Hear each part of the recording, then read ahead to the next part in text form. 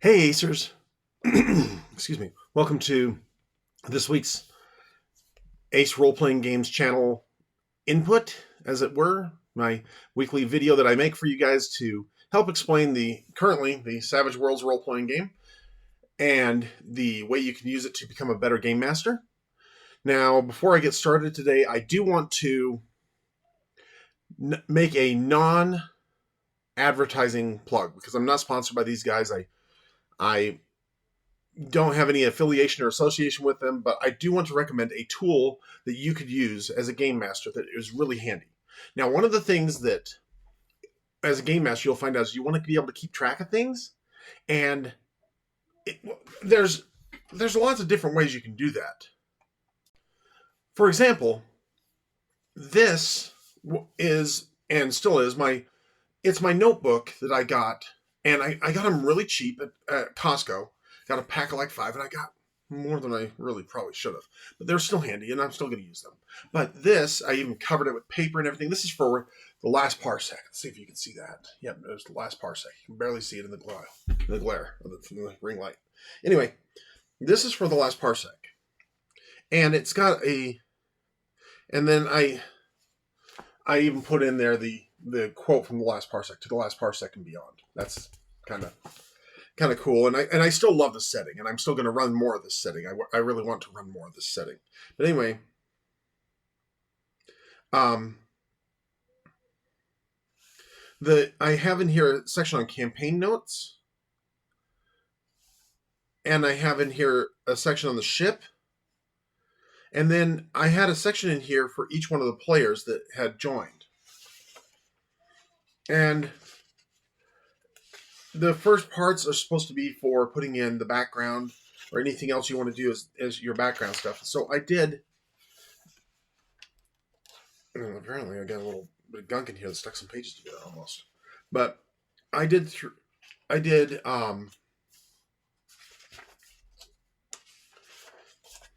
10 pages of Roman numeral pages so that I could put in notes about the setting and everything like that.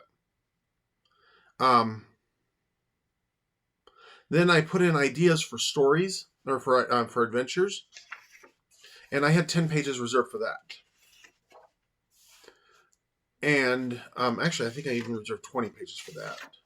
And I numbered all the pages at the top. Nope, I did more than 20 pages. Okay, so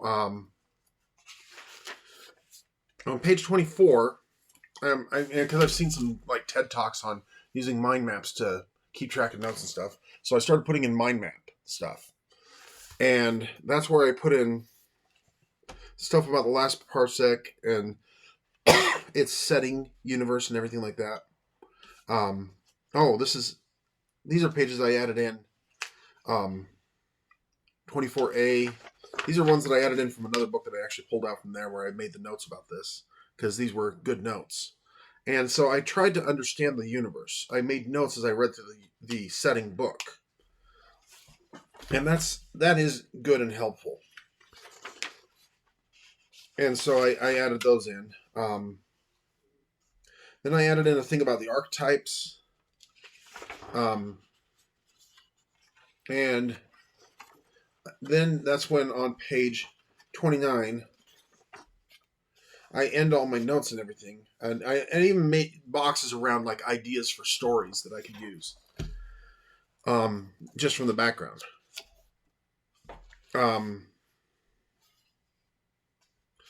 put in here about the ship on page 30. And David Burrow was playing a Florin, a plant evolved creature. Matthew Clark, and they were making their character sheets, so I did print those out and put those in here as well. Matthew Clark was playing a human. He dropped out later on. I had him use the knife block, which I can put a link to in here at some point. John Fritzler was playing an insectoid, Crotty. And the great thing was that Crotty actually had a cool story arc. And I now look back and remember that was a fun one. He actually died. Evan Rothwell was playing a Parastine, basically a parasite creature, slug-like thing, very much nodding to the Puppet Masters by Robert Heinlein. And that's a really good one. Jessica Rogers played for a little bit. She's a luminary from Pinnacle. And then I've got notes in here on different ships and stuff. I got post-it notes that I added in to keep track of other characters they encountered. And this is a pretty cool setup. And I actually do not regret doing this. Actually, looking back through this is pretty fun. This is kind of almost like going back through old memories and stuff. And then there's a whole bunch, of course, other pages that I didn't use. Now, this is a good system. And the full system of kind of how to set this up is detailed on one of the episodes of the now defunct Savage Worlds podcast called Savage Interludes, which is really a great podcast. I highly recommend it. Going back and just find the back episodes and listen to them all. There's some great episodes in there, and I highly recommend that you look into that. Okay, that said, the tool that I actually wanted to start this with and explain to you guys, or at least recommend to you guys, is this tool here, Rocketbook. This came up actually on the Savage Interludes Discord server where I'm a member, and basically what you get, and I'll show you another one that I have that I've just cleaned out, is you get it's got hard plastic covers, spiral bound. You can get them bound otherwise, but they're blank pages. And this one here is all lined. This one is a dot. It's all dots on every page. And that does make it easier for turning it sideways to do mind mapping. And then this one here, I do have a third one. This Rocketbook Fusion, it has calendars and planners and things like that in it. And I'm in the process of cleaning this one. And it's easy to, that's what's cool about this, is it's got like 36 pages of this polymer stuff that you write on using, and it comes with a fusion or a friction pen by Pilot, which Tracy Hickman talks about in his book XDM as a really good pen for doing invisible ink stuff, because it's designed that when it gets warm or wet, one of the two, that the ink will go clear. So it gets warm when you use this little nubby eraser bit on the back, so you can erase as you write. Just erase it and then write down things. You can also do the same with the friction markers, which, here's my blue friction marker, and I like those because it gives me a few more colors to work with. But you just take your notes in here, and when you're done, you can see here on the bottom, it's got a QR code. You mark down here, you can't see them very well in the camera right now, but you mark down here where you want it to go, and you can have each of these symbols aligned to a different email address, a Dropbox, a OneNote, a Google Drive, whatever. You can have it so it will send it directly to that. And you can get it, and you'll get it as a PDF. So I write my notes. I mark my symbol. And then I take my camera, hold it up above it, turn it on, it turns a bright light on it, and it takes a quick just boom scan of it. And you can even put like a code set up at the top to even automatically name the sheet. And it will let you take as many pictures as there are in that note set. So you can take 12 pictures and boom, boom, boom. They're all going to be in a single PDF that it sends you at the end when you hit next, and you hit done, and it sends it. And it converts it into a PDF and puts it in there for you. So then when you're done, you take the written on page when you filled up the book or whatever. And here's like an example of some writing that I've done on a page. Let's see if I can get it in the light there a little bit. You can see it a little bit obliquely. I just take this wet washcloth and wipe it down, activating one of the properties of the ink, and you can see it's all gone now. Then I take another microfiber cloth dry it down. It actually comes with a microfiber cloth of its own. So it comes with the pen and the microfiber cloth. Although I would recommend having a separate wet microfiber washcloth to be the wiper, because I mean you can just run water over it. That's how easy it is. There's even ones you can get and just put in the microwave with a bowl of water and just turn on the microwave and it'll nuke the whole thing and it'll make all the writing just go away that way with heat and moisture. But that's a tool that I recommend for you as a game master. Find out how you can use it, how you want to do it. You can draw pictures in there. You can do whatever. And the great thing is when it scans it with the colors. It scans it in such a way that you're just going to be able to just go, and you have the PDF of it. And it's stored electronically. You don't have to convert it into electronic notes. You can even turn on an OCR, which is optical character recognition, and you can have it. And it's, I mean, if you write in cursive, it even recognizes some of your writing. However, I do recommend being careful with that, making sure you go back through those transcribed notes just to make sure that you are getting the full thing that you're after, that you're getting what you put down in there. So that said, I recommend this tool. I'll put a link down below in my show notes to talk about that. And I'm going to move now into hazards in Savage Worlds. And this might take actually a little bit of, maybe it might take the rest of this episode and maybe even next episode to talk about hazards. Because hazards, I kind of alluded to them last time with the perilous places. And that's still a great tool to grab and pick up and use for any setting. Just that idea of, okay, we're going to have a final duel between our lead swordsman hero and the big bad evil villain. And they're going to have this final duel, but what's the fun in just having a final duel out in the middle of a grassland? And I cough and say, Count of Monte Cristo with Guy Pearce and Jim Caviezel, or Caviezel, however you say his last name. Gosh, that movie had so much potential and it kind of missed it. And Gerard Depardieu's French version is pretty good, but I really enjoy the book. And that's the other thing. One more thing before I get going on hazards. Read books. Read as many books as you can. Listen to them on Audible.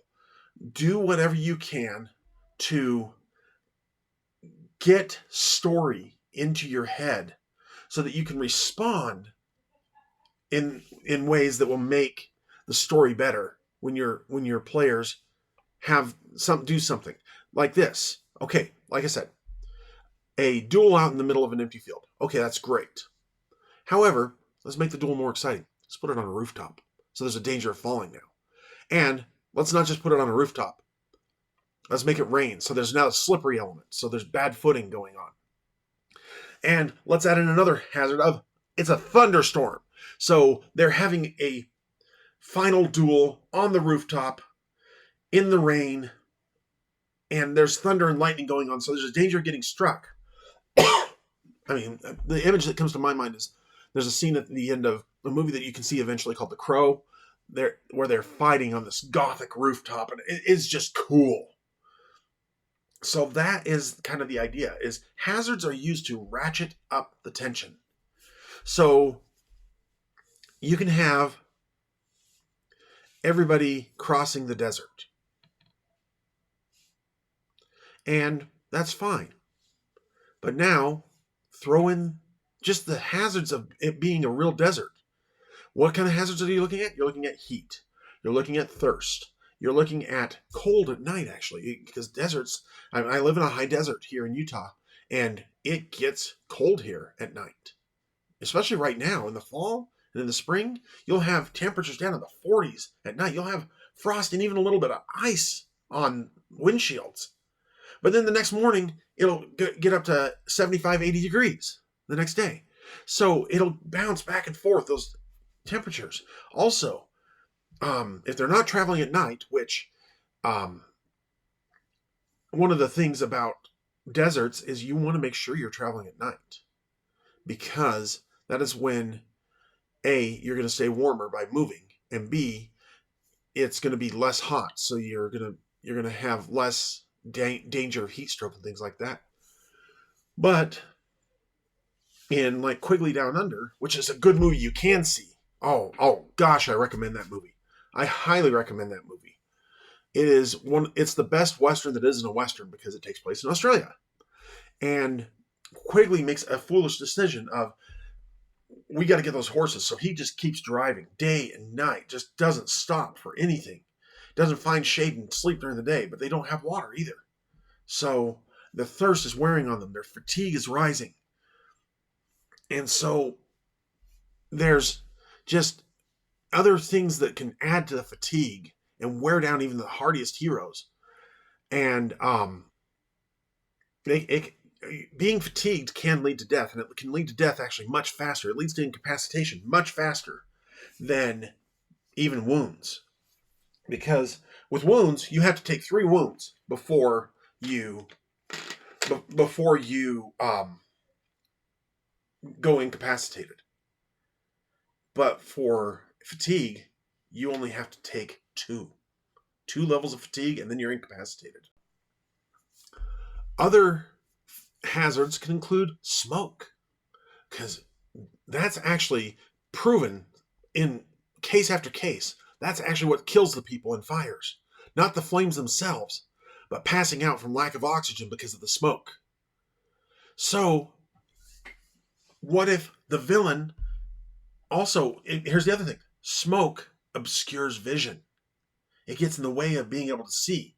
So, what if the villain has a walls of flame just beside and behind him, and just above those, where now the heroes are smoked out, and they're not, they can only make notice rolls at like a -4 or a -6 even. What if the villain steps through this wall? It looks like he steps through a wall of fire, but there's actually an opening there for him to taunt the heroes. But what he doesn't tell them is that just up above the flames, where they have a perfect sight down on them, he's got 20 archers. And he's just waiting for the for the heroes to try and shoot an arrow at the main villain.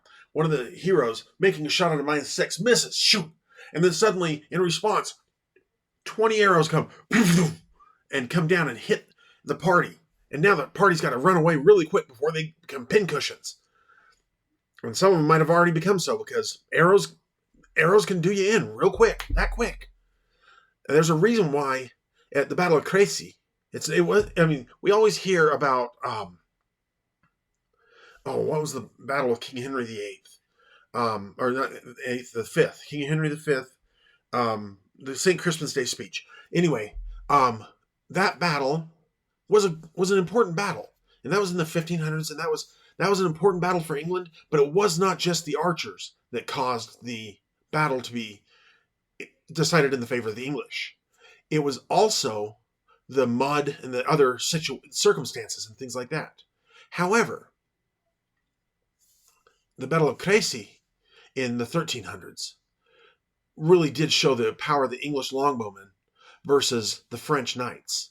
And they wiped the floor with them. And the French crossbowmen were just outclassed almost immediately. And actually, Sir John Hawkwood comes out of that one. And I found out about Sir John Hawkwood from reading stuff about a really cool series called the Child Cycle, and that's CHILDE. So it's kind of that more kind of spelling of child, but it meant like a child of a knight or a lord or a ruler. Child is kind of what I've understood it to always mean. But Child Cycle by Gordon R. Dixon. Now, the first book in the series is D'Orsay, and that's a great book. But my favorite is one called Tactics of Mistake. And it's basically how the ancestor of the D'Orsay, how he, and the D'Orsay way, how he made the greatest soldiers out of that. But basically, Dixon was going to go back all the way to John Hawkwood. But he passed away before he could finish that cycle.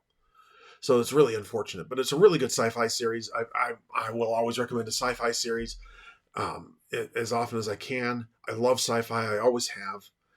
And I'll have to talk sometime about my influence in sci-fi from Actually, Ray Bradbury first, and then Orson Scott Card. But that's for another video, another time. So let's keep talking about hazards here. They are, let's talk first about bumps and bruises. Okay, let's have our cowboys riding to catch that train. Now they have to catch this train in order to get on there and stop the demon marauder who's shooting up the train, because we're playing Deadlands. And so he's on a demon-possessed marauder, Harold, who's under the control of his Manitou. He's on the train just shooting regular people up, and our heroes have to get on the train. So, and if they don't, there's going to be no story, really. So we have them make their writing rolls. And everybody makes their writing roll, but one just barely. And so then the next one, we have them make an athletics roll to climb on the caboose of the train from their running horse. And so the first one makes his roll. Second one doesn't. He makes his roll too. The third one, she makes her roll. The fourth one, she makes her roll. But the final guy, he's kind of a city slicker, and he's not very good at doing athletic stuff. So he goes and he fails. Now, what fun is it going to be for the party if they don't actually all make it onto the train to go fight this Manitou possessed Harold? So what we do is we're going to not fudge, because I do not believe, and I will tell you as a game master, do not fudge your dice rolls. Let the dice be the deciding factor. We all agreed to that when we sat down at the table. And I'll do a whole video on social contract at some point and safety, because those are important things for a role-playing game. But what fun are the rest of the party going to have if he's back there still trying to have to race up on his horse, and you're like, okay, you four are moving down the train, and you're stopping some of the stuff that the Manitous let loose. You're still riding your horse. Okay, and you're still riding your horse. Oh, the train's too far gone. There's no chances of you catching it. You're still riding your horse. Now you got to catch up to the rest of the party. No, there could be some adventures. There could be some fun for that. However, if the story depends on, now that the heroes have decided you've given them the event of the Manitou possessed Harold on the train, and they all decided we're going to stop him. Well, how is this going to be fun? Especially, what if the city slicker happens to be a gunman or something like that? He happens to be like one of their heavy hitters. So what we do is we give him a level of bumps and bruises for his failure. I mean, if he critically fails, then we'll let the story spin where it goes. But what if he just fails? What if he rolls a 3 and a 2 on his dice, and he doesn't have any bennies? We give him a level of bumps and bruises. Bumps and bruises is if you're moving through injurious terrain or something like that, you make an athletics roll. Those who fail gain a level of fatigue. So this can cover a failed writing roll. This can cover and shorten down a walking scene. If just make it so that final hero can be on the train. And if he's on the train, the story can happen the way that the players wanted it to happen. So you give him a level of bumps and bruises, and a failure to make that athletics roll gives a level of fatigue.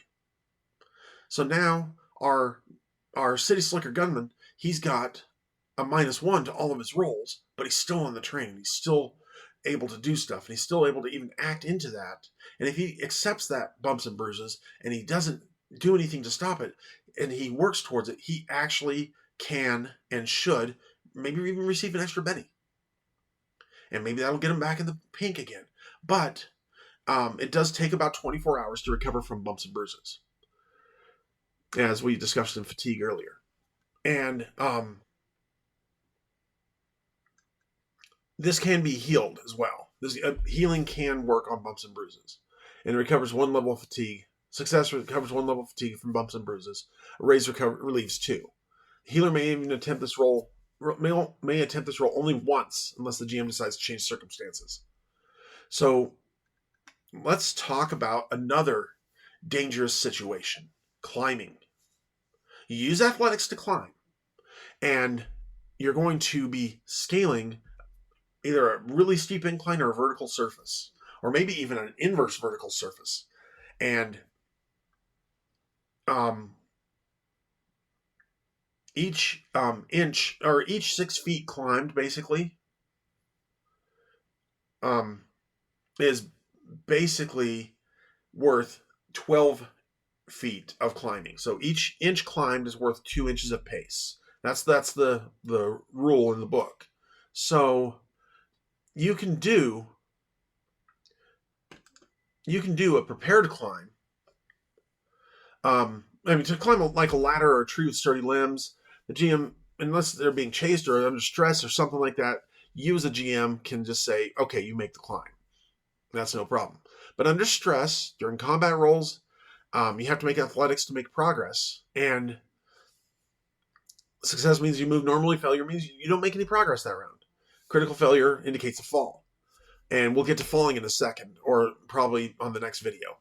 So, and you could, and if you, if you're secured by a rope or other restraints, then you get a level of bumps and bruises. Hey, there we go.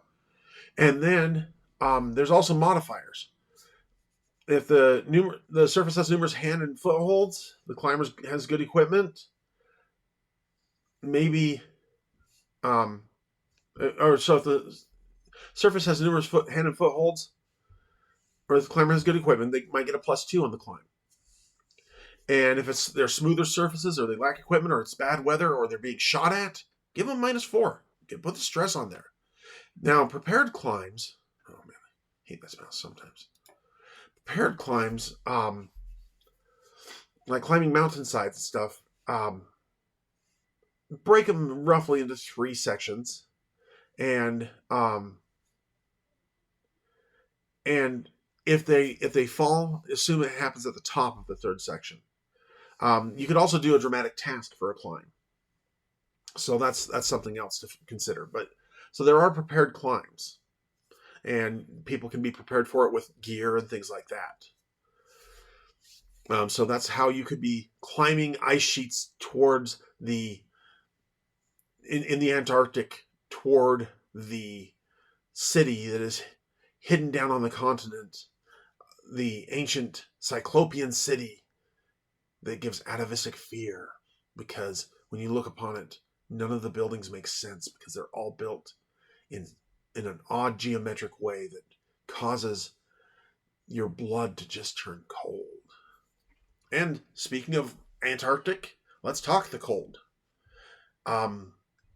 Deep snow for hours and facing the biting bitter winds, it can not only make you tired, because I've climbed through some deep snows. It can wear you out, but also you can get dehydrated as well. That's one thing that people don't think about when you think about cold, because you think, oh, snow's just frozen water, but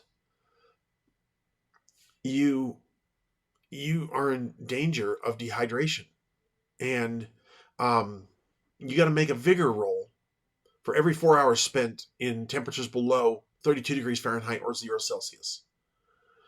So failure means you gain a fatigue level, and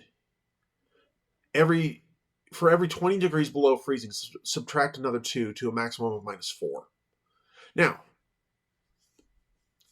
you get an additional -2 if the character is only wearing light clothing. If the character wasn't planning on going into the freezing, they are going to really freeze. But if they have modern winter gear, +2. And if they have advanced gear like heated suits and stuff like that, like you would have in the Antarctic if you were actually down there on purpose, then that's +4. Incapacitated victims die after 2d6 hours instead of waking exhausted. So they'll freeze to death.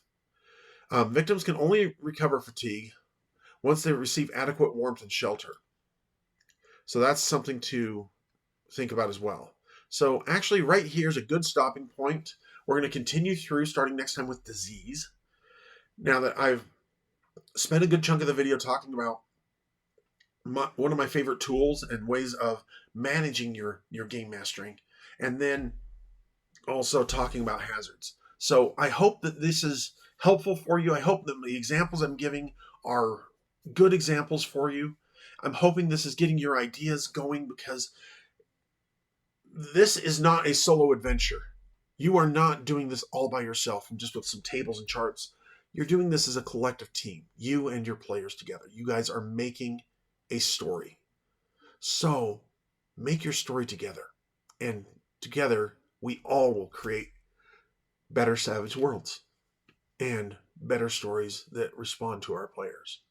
So just remember, I do love you. I'm so grateful you are here. I'm grateful that you share your time with me and that I can share my time with you. And I know that as people like, subscribe, all that kind of stuff to this channel will grow and we'll build that community.